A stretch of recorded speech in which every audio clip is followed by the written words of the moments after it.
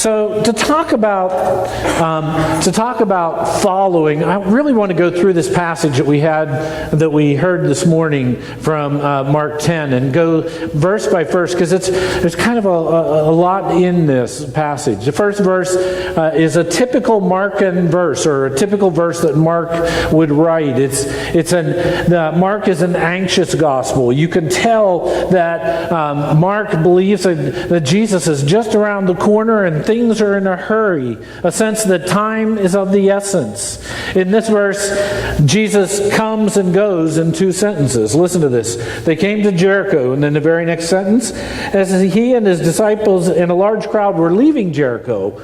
So they weren't in Jericho too long, according to that 2 verses, were they? But the detail is not it's not about all the little detail of that. It's about the action that's happening. And in Mark, time is of the essence. So that's important for us to hear Mark say that. James 4:14 says, "Yet you do not even know what tomorrow will bring.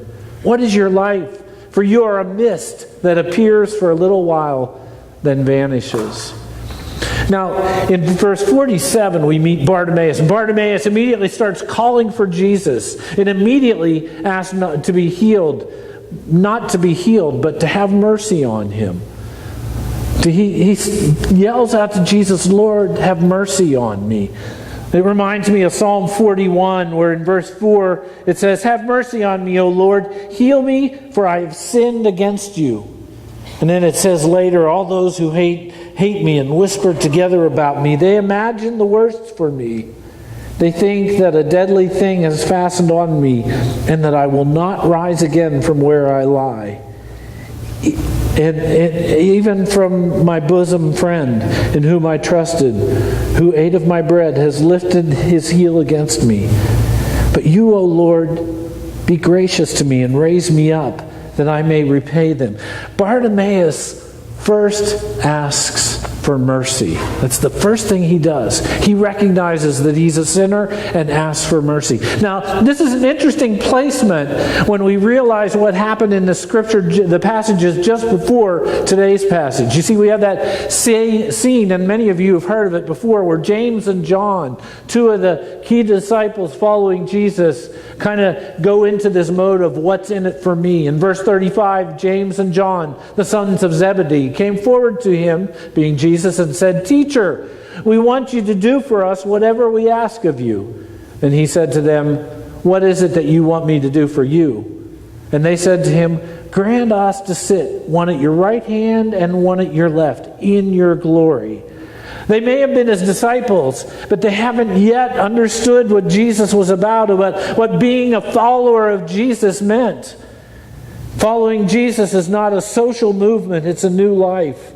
And it's interesting how in Bartimaeus' story today, we find here someone who knows that he's done wrong, who knows that he's a sinner, and immediately he asks for mercy. Meanwhile, 2 people who have traveled with Jesus and have learned his way or been taught about his way still have not got it. And they're saying, "Well, do us a favor, because we've done all this stuff for you." You can hear the entitlement in their voice. Whereas in Bartimaeus, you hear humility. "Lord, have mercy on me, for I have sinned."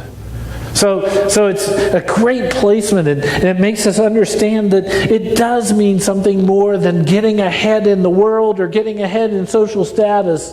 It's not the center of a social religion. It is a new way of life. And then verse 48 comes along, and verse 48 is the world speaking. 48 says, Many sternly ordered him to be quiet. There are so many powerful influences in this world today, that whether it be friends, media, culture in general, whatever it is, there are voices out there saying, "Be quiet. Don't raise up your voice against what's going on here." You know, the way of the world is to go with the flow. Just let things happen. But Bartimaeus is a believer. Bartimaeus believes in Jesus Christ. And Hebrews 4:16 says, "Let us therefore approach the throne of grace with boldness, so that we may receive mercy and find grace to help in time of need. That's what Bartimaeus did. He was bold enough that even though he was a sinner, he could ask for mercy and go before Jesus. Today's passage goes on to say, Bartimaeus cried out even more loudly, "Son of David, have mercy on me." They're all telling him, be quiet, be quiet. And so what's he do? He screams, "Have mercy on me." Jesus stood still and said, "Call him here." And if you stopped right there, you'd think, oh, Jesus is going to tell him to be quiet, huh?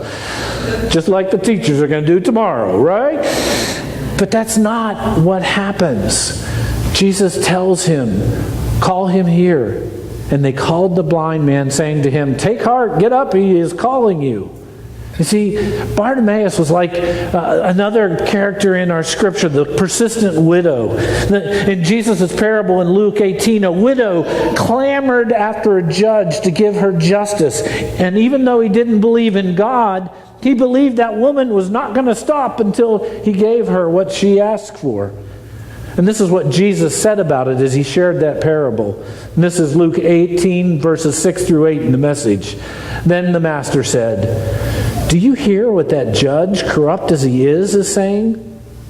So what makes you think God won't step in and work justice for his chosen people who continue to cry out for help? Won't he stick up for them?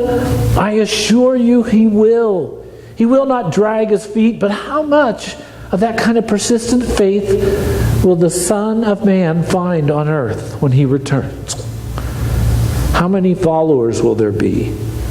Jesus tells us to be persistent in our faith, to be persistent followers of him, and to cry out even when it doesn't seem like it's going to do any good.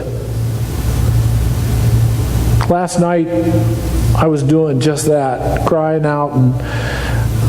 out that God would work mightily in this church and, well, to be honest with you, in Bob's life. And I don't know what that looks like. And I know that God knows the situation. I know that God knows Bob, and I know he knows Kathy and the whole family. But I also know that he wants to hear from us. He wants to hear from us even when we're scared to death, and begging for us to share his Spirit with us in that time. And I don't know about you, but I felt that while we were singing today. And those words came up and say, he will always be there. And he will be our strength. We have to be persistent. Not just when we really want something, but when we're frightened, when we're unsure. In all things, we need to follow Jesus, because when we follow, he tells us right in the Scripture that he will be there for us. And then verse 50 comes along. And verse 50 is kind of what I would call what faith in action looks like. So throwing off his cloak, Bartimaeus throws off his jacket. Remember anybody doing that? Anybody here last week? Yeah, I had no idea that was coming up in Scripture. That wasn't planned. But Bartimaeus took off his cloak and threw it. And by the way, that cloak is something that they believe that it was kind of like a sign of, here's somebody good to give stuff to because he's hurting. And he threw that cloak. So knowing that, he threw that cloak down. He sprang up and came to Jesus. Then Jesus said to him, "What do you want me to do for you?" And the blind man said, "My teacher, let me see again." And Jesus said to him, "Go, your faith made you well." And immediately, there's that immediate word again, immediately he regained his sight. And so the interesting thing here is that Jesus didn't spit in the mud and put something on his eyes. He didn't do anything. He spoke the word, and he was what? Bartimaeus was healed. And so he spoke the word, and Bartimaeus was healed. But the last 6 words of this passage says it all. Immediately, there's that urgency of Mark again. He regained his sight. Then read with me. And followed him on the way. You're going to read G-Force. And followed him on the way.